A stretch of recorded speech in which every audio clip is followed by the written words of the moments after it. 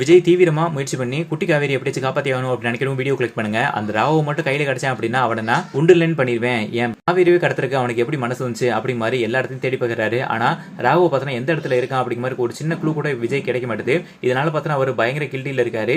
நம்ம தான் பார்த்தா குழந்தைய டைமிங் கூட்டிட்டு வந்திருக்கணும், ஆனா இப்படி அவ மேல அக்கறை எல்லாம் போயிட்டோமே அப்படிங்கிற மாதிரி பயங்கரமா அழுதுகிட்டு இருக்காரு. அழாதீங்க விஜய் அப்படி சொல்லிட்டு காவேரி சொல்றாங்க. ஒரு இடத்துல காவேரி காணாம போனதுக்கு நானும் தானே காரணம் அப்படிங்கிற மாதிரி அவங்களும் ஒரு பக்கம் அழுதுகிட்டு இருக்காங்க. இப்ப அழுது புலம்பி என்ன ஆக போதுங்க, எப்படியாச்சும் நம்ம பாப்பாவை காப்பாத்தி ஆகணும் அப்படிமா சொல்லிட்டு எப்படியோ ராகு இருக்கிற இடத்த கண்டுபிடிச்சாங்க. அவனை அடிச்சு உண்மையை பார்த்தனா விஜய் வரவழைக்கிறாரு. நான் பாப்பா உங்க இதெல்லாம் கடத்தவே இல்லை அப்படிங்க மாதிரி ராகுவும் பார்த்தனா சொல்லிடுறான். இதனால பார்த்தனா என்ன பண்றதுன்னு தெரியல அப்படி மாதிரி நிறைய தவிச்சுக்கிட்டு இருக்காரு விஜய். அப்பதையும் பார்த்து நியூஸ்ல பார்த்தனா ஒரு குழந்தை பீச் பக்கத்துல பேச்சு மூச்சு இல்லாம இருக்காங்க, கிட்டத்தட்ட இறந்த மாதிரி கிடக்காங்க அப்படி மாதிரி நியூஸ்ல வந்தது. இதெல்லாம் பார்த்துட்டு நம்ம குழந்தையா இருக்குமோ அப்படி மாதிரி விஜய்க்கு தூக்கி வாரி போட்டுருது. இன்னொரு பக்கம் இந்த குழந்தையை கடத்தினது அந்த விஜயோட சித்தப்பா தான். ஏன்னா எப்படியாச்சும் காவேரி மறுபடியும் பிரிச்சாகணும் அப்படி மாதிரி அவர் பிளான் போட்டு எல்லாமே பண்ணி பழிய வந்து ராகு மேல போட்டாகணும் அப்படிங்க மாதிரி மாஸ்டர் பிளான் போட்டு எல்லாமே பண்ணிக்கிறாரு.